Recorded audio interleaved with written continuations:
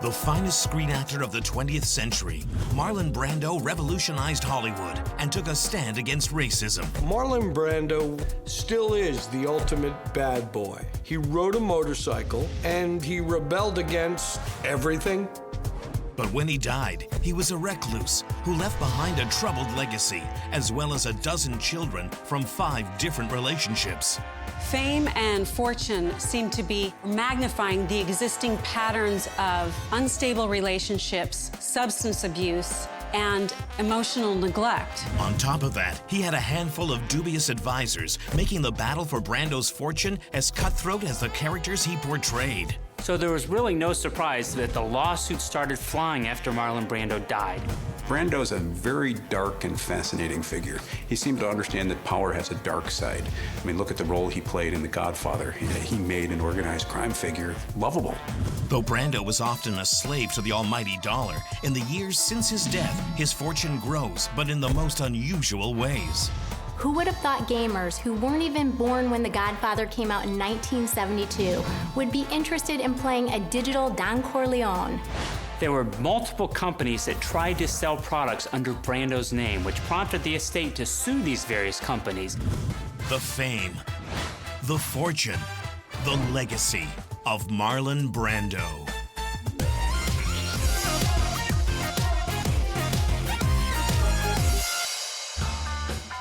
Marlon Brando introduced the world to a raw and realistic style of acting, breaking the conservative post-war mold and changing the face of Hollywood forever. I sort of regarded acting as a means of making a living. Since I don't do anything else well, I might as well put all my energies into being as good an actor as I can. Generations later, a countless number of Hollywood's greatest actors modeled themselves on his style. When it comes to acting, it's pretty clear. Brando is the marker. There's BB before Brando and AB after Brando. In between, not much else. Through his fame, Brando put a spotlight on what he considered unacceptable treatment of Native Americans and African Americans, making himself a target of the FBI. But Brando didn't care. He did whatever he wanted and earned big money along the way. Even after his death in 2004, Marlon Brando's rebellious image lives on, and it's still making millions. But fame and fortune weren't his only goals. He also wanted to give a voice to the struggles of those who didn't have his podium. This is the story of all that he left behind. One of the most exciting American actors to light up the screen, Marlon Brando was born on April 3, 1924, in Omaha, Nebraska. His father, Marlon Brando Sr., a successful traveling salesman, gives his only son his name, but little else. An abusive alcoholic who seems barely interested in young Brando, he often tells his son he'll never amount to anything. Brando's mother, Dorothy, also seems to choose getting drunk over caring for Marlon or his 2 older sisters, Jocelyn and Frances. In their early years, the children are mainly raised by the family maid, Ermie. When Brando is 7, Ermie leaves to get married. He will later say that this instilled in him a sense of abandonment. Brando craves his mother's attention, learning to imitate the sounds of farm animals and voices of neighbors to waken her from drunken stupors. He quickly learns acting is the only way to hold his mother's gaze. Marlon, having 2 alcoholic parents, left him with a lot of unmet needs. And he actually has a lot of the characteristics of most children of alcoholic parents. Constant need for approval, hyper-responsibility or hyper-irresponsibility, also very harshly self-critical. That characterizes a lot of his qualities. Hungry for attention, young Brando is a troublemaker at Libertyville High. His final act of mischief, putting hydrosulfate into the vents so the classrooms smell of rotten eggs, gets him expelled and sent to military school. But before he goes, Brando comes to the rescue of a skinny kid being bullied. This boy will go on to become acclaimed comedian and character actor Wally Cox, Brando's best friend for life. At military school, Brando excels at theater, starring in his first play. But it doesn't take long before he's kicked out of school yet again. So he gets a construction job, earning $35 a week. He soon follows his sisters to New York City, where Frances has gone to study art and Jocelyn to become an actress. Brando heads to the actor's studio on Saturday mornings to learn from Elia Kazan. The school's bevy of beautiful actresses are also a draw. He enjoys acting because when he performs, Brando hears good things about himself. He also develops his own subtle style of performance. In the 40s, acting was all about over-emoting, mugging it, hitting you over the head with the emotion. Now, Brando, on the other hand, was all self-contained, quiet, dignified, amazing. Brando debuts his style on Broadway in 1944 in the play I Remember Mama, and talent scouts from the major film studios take notice. He's asked to screen test, but refuses. He has no interest in the restrictive 7-year contracts.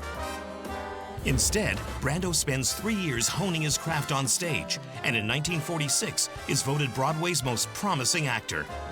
The following year, Brando learns that Tennessee Williams' play A Streetcar Named Desire is about to hit Broadway.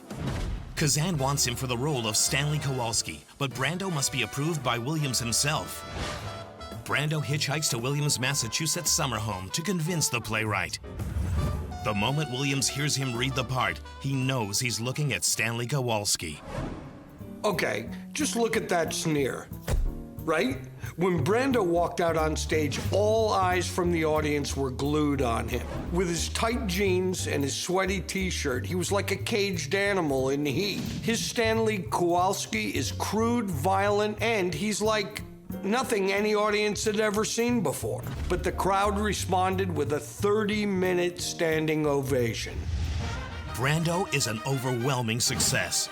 Although he has avoided Hollywood for years, in 1950, he's offered $50,000 to play a bitter, paraplegic veteran in The Man.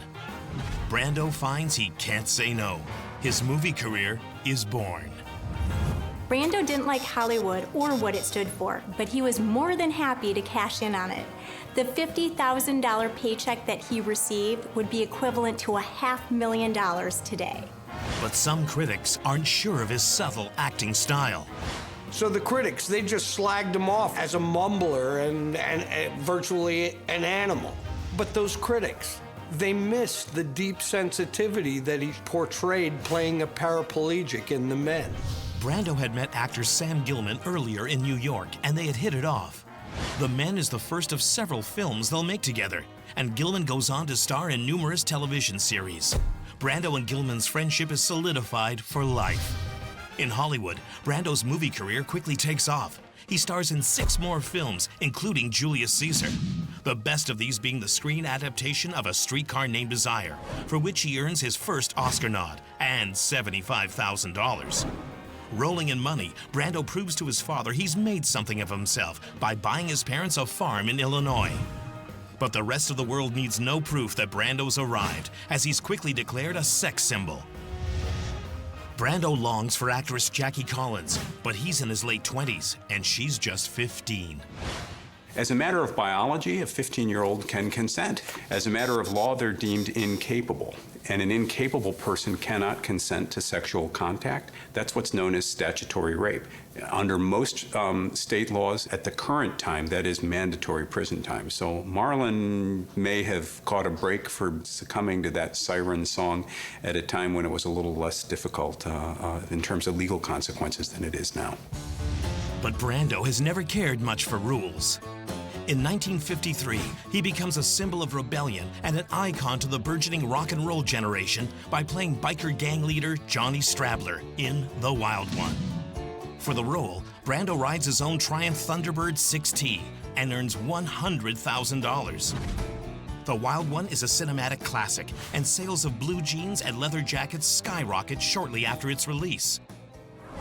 But of all his early films, it's 1954's On the Waterfront that features Brando's most legendary performance. A crime drama that earns him another $100,000 and his first Oscar, while his I Could Have Been a Contender speech remains one of the most famous scenes in motion picture history. With an Oscar under his belt, countless adoring fans, and more money than he ever imagined, Marlon Brando is living the high life. Until August 16th, 1954, when his mother dies. The death of a parent is a huge loss, but for Marlon, it was complicated by the type of relationship he had with his mother, where she was neglectful, she was an alcoholic, she didn't really provide for his basic needs. So On one hand, he was probably really sad, and on the other hand, he would never have that resolution. Brando becomes increasingly difficult to work with, insisting on using cue cards rather than memorizing his lines. He says it brings spontaneity and realism to his performance. Directors find it difficult to film around his cards on set. By the time he stars as Napoleon Bonaparte in Desiree, he decides to put a little effort into his performance. Brando dismisses the entire movie as superficial and dismal. Nonetheless, Desiree grosses over $9 million at the box office. Brando does put effort into wooing co-star Rita Moreno. After meeting on the set of Desiree, they begin an 8-year-long affair. The following year, he meets Indian actress Anna Kashfi. They too become lovers. And soon Brando adds a third, beginning a relationship with Marilyn Monroe that lasts until her death. Brando said that he always had a lot of women in his life as an emotional insurance policy. That speaks to his deep, deep fear of abandonment, being alone, and not being taken care of. After just 5 years in Hollywood, iconic rebel Marlon Brando is at the top of his game. Not only is he considered a sex symbol and dating numerous women, but he's also created a new performance standard that actors, including Brando himself, will be hard-pressed to maintain. One of the greatest movie actors of all time and a quintessential American sex symbol, Marlon Brando has won an Oscar and a legion of fans. By the mid-50s, Brando's not only bringing in the ladies, he's also bringing in the bucks. He's paid $200,000 for a role in the musical Guys and Dolls, but Brando seems to be restless. But he's fed up with the whole studio regime and the questionable roles he's been getting, and he took his fortune and he started his own company, Pennebaker. Named after his late mother, the company aims to develop films of value to society. One of the first is 1957's Sayonara, addressing issues of interracial relationships. For his role as U.S. Air Force officer Ace Groover, Brando pays himself $300,000. Brando appoints his father to run his company. Not because he has financial skill, but because after decades of being daunted by his abusive dad, employing him gives Brando the upper hand. But Brando Sr., he repays the favor by losing all his son's money. Because Brando's father lost all of his money, he had to do the very thing he'd been trying so hard to avoid, and that is sign a large picture deal for more movies with companies he didn't want to have to be beholden to. Broke, Brando discovers he'll soon have another mouth to feed. His lover Kashfi is pregnant. Fortunately, he wins the part of a Nazi officer in the 1958 film The Young Lions. It would be Brando's last hit film for more than 10 years. Brando spends big on a wedding for he and Kashfi. But just months after their son Christian is born, he's spending again on a divorce. That same year, Brando stars in The Fugitive Kind. It's a failure at the box office, but Brando isn't concerned. For his role, he makes history as the first actor to be paid $1 million. Brando buys a mansion on Hollywood's famed Mulholland Drive and spends thousands on books, filling the place with up to 4,000 of them. He also takes a second bride, Mexican-American actress Movida Castaneda. Together, they extend his family with Brando's second son, Miko, in 1961. Castaneda is apparently wary of staff stealing food and so installs a lock on the refrigerator. Until one day, she finds the lock broken and teeth marks on a round of cheese. The teeth marks are Brando's. She's married to a binge eater. And Castaneda's not the only one noticing. On his next film, One-Eyed Jacks, the costume department, they're constantly altering his clothes because, well, he's been feasting on, gallons of ice cream, 2 quarts of milk a day, a dozen eggs. I mean, the guy's eating like there's no tomorrow. Binge eating is similar to substance abuse. It's a way to manage emotions, and it's a relationship substitute. It seems he was going to food for comfort, for nurturing, because he didn't really learn how to get his needs met in a healthy relationship. Brando spends little time as a father. Instead, he throws himself into his work, opting to go behind the camera to direct the picture One-Eyed Jacks. As a director, Brando is a bust. He casts the film with friends, including actors Sam Gilman, and burns through 10 times the usual amount of film stock. As the budget balloons from $1.8 to $6 million, the movie takes so long to edit, the studio removes him from the film. But One-Eyed Jacks has nothing on his next movie, Mutiny on the Bounty. 2 directors quit. The shoot goes wildly over schedule, and the film almost bankrupts the studio. Part of the extra expense is due to Brando's binge eating. He often orders 5-course meals from room service and splits more than 50 pairs of pants, requiring stretch fabric to be sewn into his costume. Even so, Brando takes home $1.2 million for the film. When he isn't overindulging in food, Brando continues to overindulge in women. His eye wanders to his 20-year-old Polynesian co-star, Teresa Terapea. He divorces his second wife and on August 10, 1962, marries Terapea. The following year, his third child, Simon, is born. But rather than spend time with his new family, Brando heads to New York. Eventually, he returns to live with his new family in Tahiti and stars in a long string of flops, annoying directors and producers with his idiosyncrasies and developing a reputation as box office poison. So Brando's a sellout now, right? Instead of going back to the stage, to recharge his batteries, he immerses himself in a wasteland of bad Hollywood movies. But in the 60s, Brando has bigger issues on his mind than Hollywood. On August 28, 1963, he participates in the March on Washington for Jobs and Freedom, the largest civil rights demonstration ever in the nation's capital. As one of the first white actors to be part of the civil rights movement, Brando also puts his money where his mouth is and is rumored to contribute thousands to the NAACP. And his activism doesn't end there. He becomes a passionate advocate for Native American treaty rights and is thrown in jail for doing so. Marlon Brando is sort of like a dark star in American political culture. He was sort of a rebel without a cause before we knew we were looking for a cause. And he adopted many along the way, including the rights of Native Americans. So in Puget Sound, for example, by way of treaty, Native Americans reserved the right to catch fish. The Indians complained that these weren't being honored, and Marlon and others turned up to catch fish.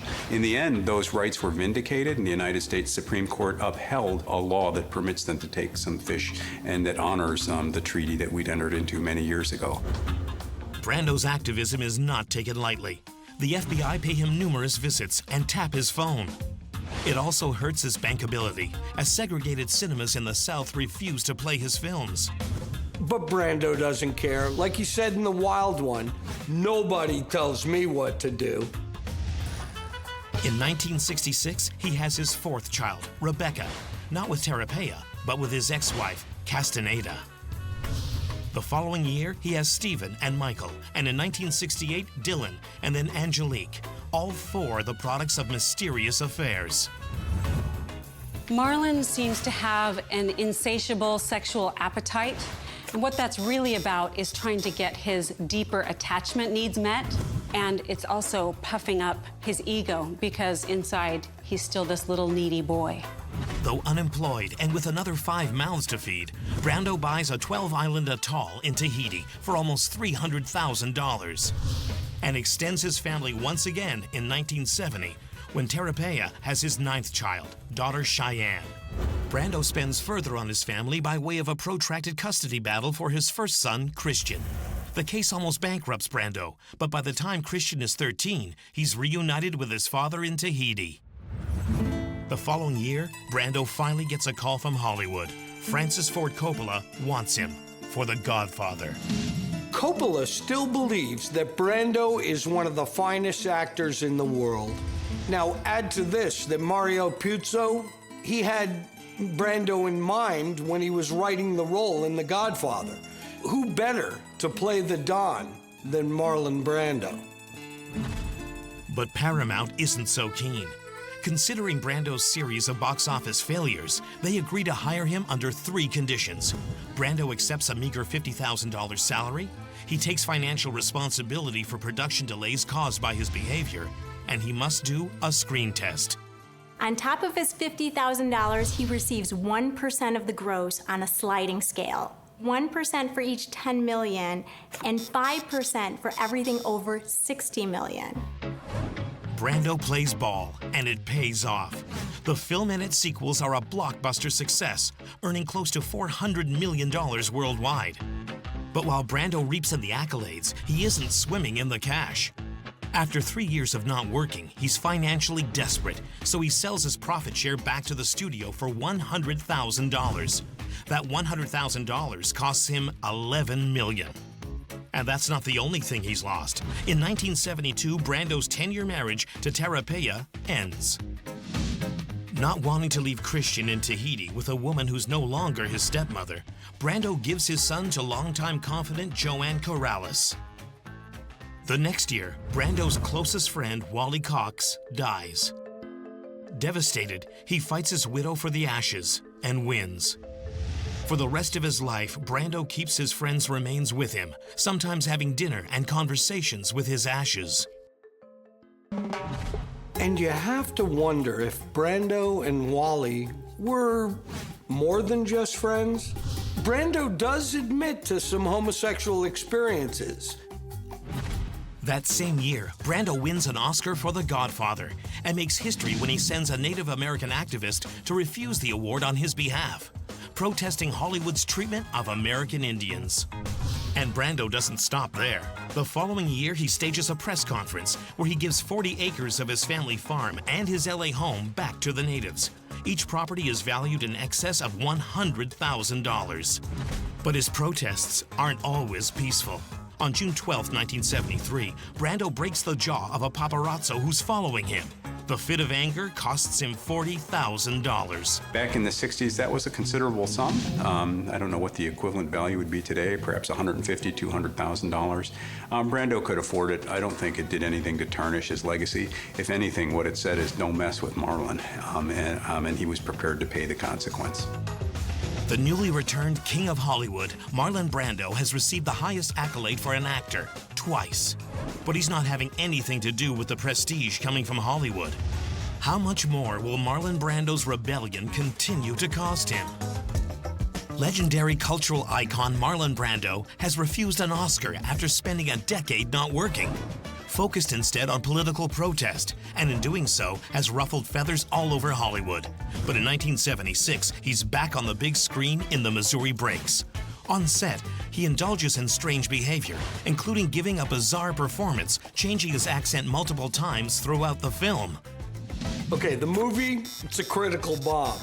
But Brando, he laughed last on that one. He walked away with about $1 million. But he's not smiling 2 years later in 1978 when he works on Superman. Brando was paid $3.7 million and promised 11.3% of the profits, but he never sees his share of the take. So Brando sues to the tune of $50 million, and after a protracted battle is awarded an estimated $10 million. Brando is more fortunate on his next big film, when it's estimated he's paid $9 million for 5 scenes in Apocalypse Now, and receives another Oscar nod. With his finances back in the black, Brando decides to share his wealth, adopting his assistant's daughter Petra and ex-wife Tarapea's daughter Maimiti and niece Raitua. Brando keeps adding children to his life because he can financially take care of them. The problem is he's emotionally absent, just like his parents were for him. It may be that he looked to numbers of children as a way to prop up his ego, just like money in a bank account or success or fame. But his finances and life take a number of hits, starting in 1983, when a hurricane tears through Tahiti, destroying many buildings on his atoll. Brando pours his earnings into rebuilding his island home. A few years later, his good friend, actor Sam Gilman, dies. And tragedy strikes a third time with the mysterious and sudden death of his 7th child, Dylan. Devastated, Brando turns to his trusty vices, women and food.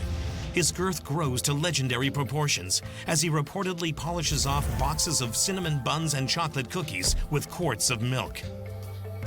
But Brando catches the eye of his Guatemalan housekeeper, Maria Cristina Ruiz. The two begin an affair, And on May 13th, 1989, his 10th child, Nina, is born.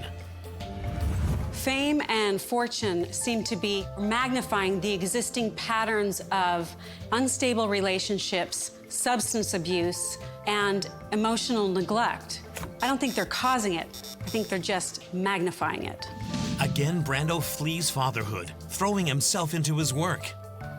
In the 1989 film A Dry White Season, he gives an Oscar-worthy performance as a South African attorney. Due to the film's anti-apartheid message, Brando waived his usual fee and he worked for Union Scale. But he still insisted that MGM, the studio, they donate to anti-apartheid causes. While he cares for the struggles of the oppressed across the world, his children are all but forgotten, and no one feels this more than Cheyenne.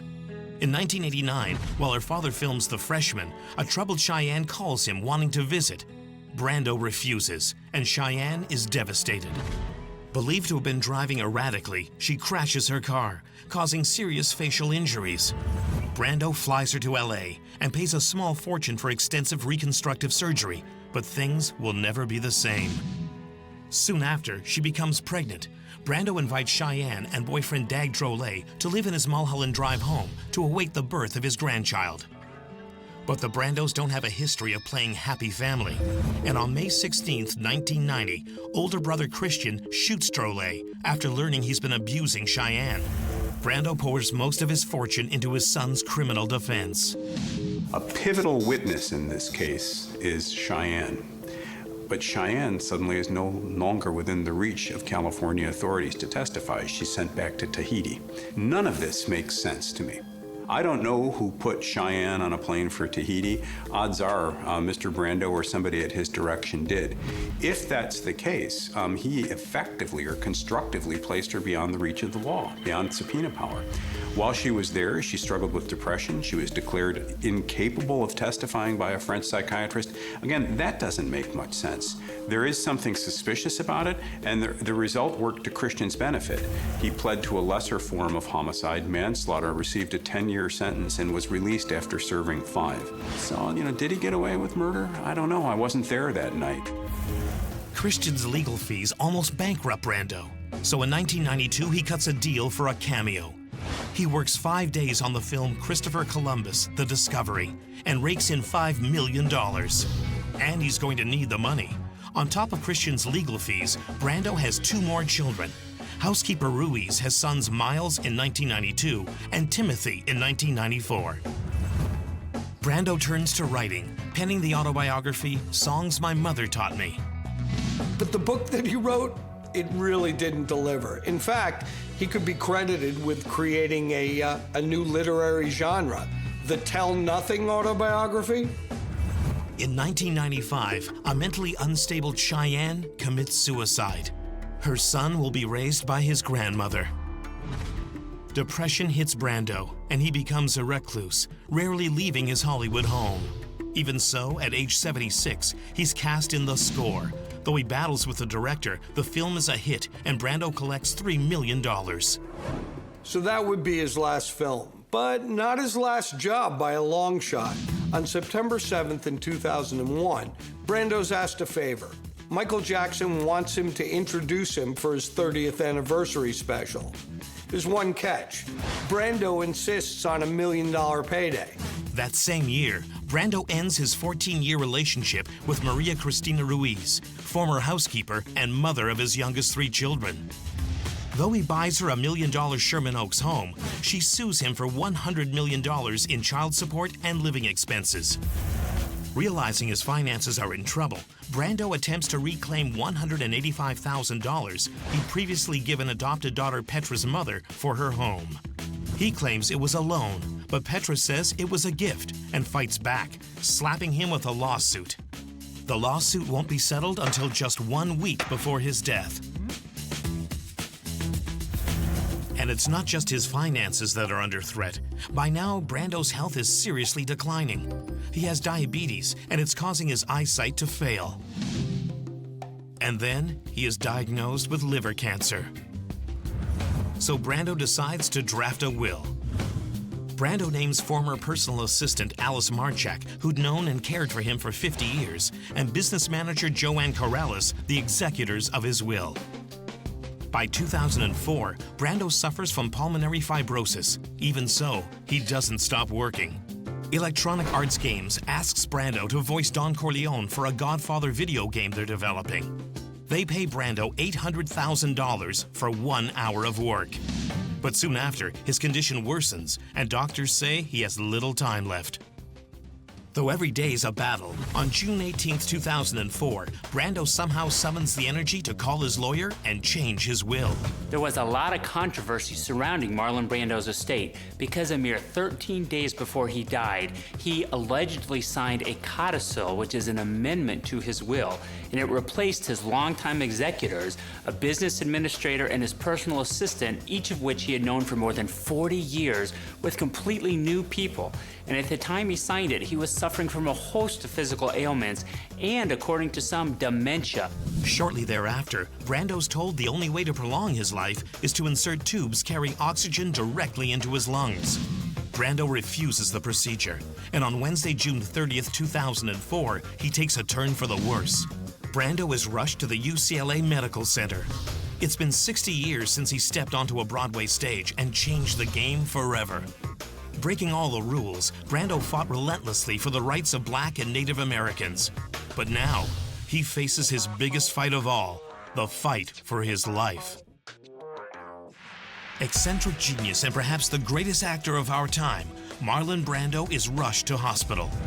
Battling cancer, diabetes, and pulmonary fibrosis, those close to him know there's not long left. The next day, on Thursday, July 1st, 2004, with his sister Jocelyn by his side, Marlon Brando loses the fight for his life and dies of respiratory failure.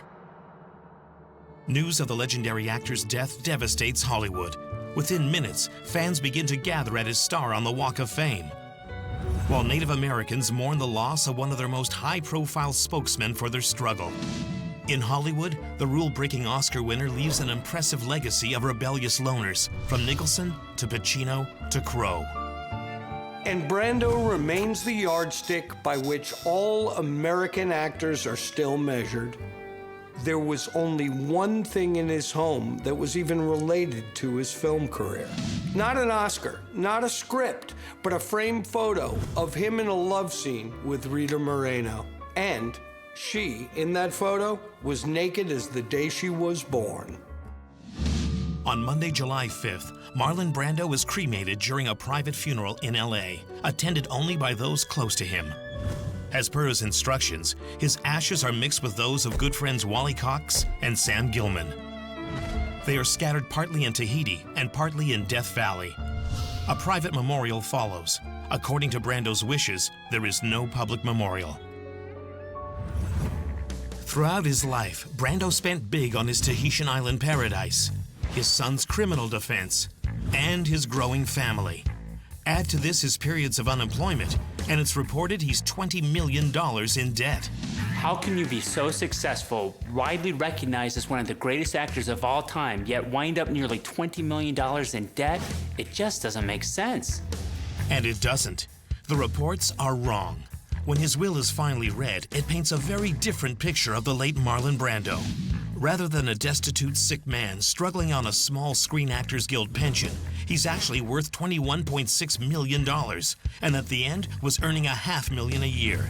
Most of his fortune, $18.6 million, is in real estate assets. His Mulholland Drive home is valued at $10 million, and it's assumed his Tahitian atoll makes up the remaining $8.6 million. The remaining estate is made up of private property, sketches, paintings, and film scripts to the tune of $3 million, and it's to be transferred to a trust. In his will, he specifies monthly payments to 2 female friends and 8 of his 10 living children, ranging in age from 10 to 46 as beneficiaries. And what's interesting is he chose to disinherit 2 of the potential beneficiaries under his estate, his daughter Petra and his grandson Tuki. He also threatens to cut off any heir who challenges the distribution of his assets. Brando did use something in his will called a no contest clause, which means if any beneficiary tries to contest his wishes, they would be disinherited and wouldn't receive a penny. And that works great for beneficiaries who actually receive money under the will. But for the two that he disinherited, Petra and Tukey, it really doesn't do any good. They would lose nothing by contesting his will since they didn't receive anything under the will. They could have contested it saying he was unduly influenced, that there was a forgery involved, or maybe, given his health and mental state, he was even incompetent. Weeks before he died, Brando replaced his two long-term friends with three new executors. Film executive Mike Medavoy, Avra Douglas, a family friend, and Mike's brother-in-law, Larry Dressler, an accountant whom Brando never met. Brando's previous two executors, Alice Marchak and Joanne Corrales, are not happy when they learn they're out of the will. Both sue Brando's estate. But Corrales isn't just after the executor position. In the end, Mr. Brando's estate needed new blood, and a former estate manager, Ms. Corrales, was forced out. She counterclaimed by suing for sexual harassment, claiming that, among other things, he had touched her breast, frankly, and made unwarranted comments and made her feel uncomfortable. Some people question whether that case could be tried given Brando's death. How is a dead man going to get a fair trial? So Brando wouldn't be able to defend himself. Ms. Corrales would be able to tell a jury anything she likes. And then the lawyer for the Brando estate would have to say, hey, it's easy to malign a dead man. And I suspect the litigation would not have gone very far. She demands $3 million, plus 10% of the residuals Brando received while he was her boss. Eventually, Corrales and Marchak win a piece of the Brando pie, but the estate never lets on how much. After losing money on lawsuits, Brando's estate decides to sell his Mulholland Drive home. His next-door neighbor, Jack Nicholson, buys the property for $5 million, half the previously valued price. Brando's estate follows with the sale of the century, auctioning off the star's most valued possessions. Godfather memorabilia are the most sought-after items in the auction. In 6.5 hours, 500 different people come to the auction or bid by phone, generating lots of interest and even more money. The sale includes a transcript of a telegram Brando sent Marilyn Monroe after her nervous breakdown, which goes for $36,000. A set of bongos fetches $11,000, and Brando's beloved photo of him and Rita Moreno that hung in his study is bought for $48,000. But the highest bid was for his annotated script from The Godfather. That script alone fetched well over $300,000. I mean, we haven't seen a script like that go up for auction at a high price since Clark Gable's script from Gone with the Wind. In total, the Brando estate makes $2,378,300. Not bad for 6.5 hours work.